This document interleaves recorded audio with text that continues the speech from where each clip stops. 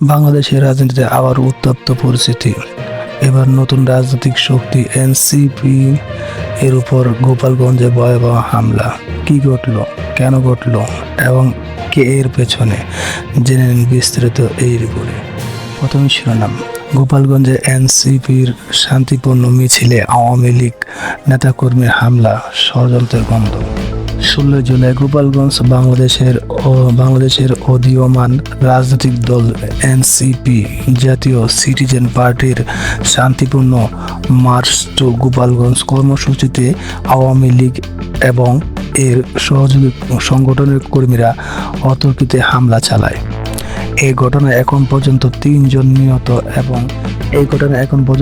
নিহত এবং অন্তত 28 জন আহত হওয়ার খবর পাওয়া গেছে। এনসিপির পক্ষ থেকে দাবি করা হয় এটি ছিল একটি পূর্ব পরিকল্পিত রাজনৈতিক হামলা, যাতে শীর্ষ পর্যায়ের নেতাদের নির্দেশ ছিল। কি ঘটেছিল গোপালগঞ্জে? এনসিপি তাদের 16 জুলাই কর্মসূচি বঙ্গবন্ধু জন্মভূমি গোপালগঞ্জে শান্তিপূর্ণ মিছিল ও সমাবেশের আয়োজন করে।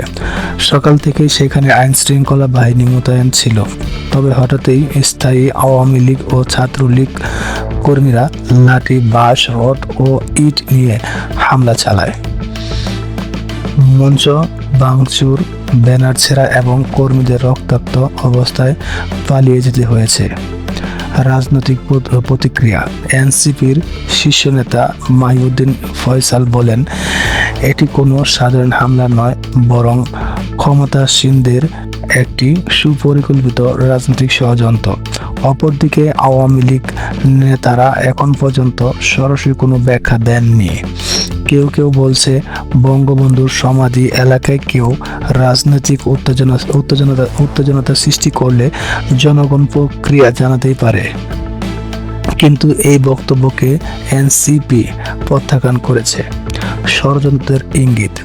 হামলার আগে থেকে এলাকায় সন্দেহজনকভাবে মোতায়েন ছিলেন আওয়ামীপন্থী লোকজন। আইন শৃঙ্খলা বাহিনী উপস্থিত থাকা সত্ত্বেও তারা তৎক্ষণাৎ হস্তক্ষেপ করেনি। হামলার পর এনসিপি কর্মীদের আটক করা হয়েছে, হামলাকারীদের গ্রেফতারও হয়নি। আন্তর্জাতিক প্রক্রিয়া। এই হামলার ভিডিও ইতিমধ্যে সোশ্যাল মিডিয়ায় ভাইরাল হয়েছে। প্রবাসী সাংবাদিক ও রাজনৈতিক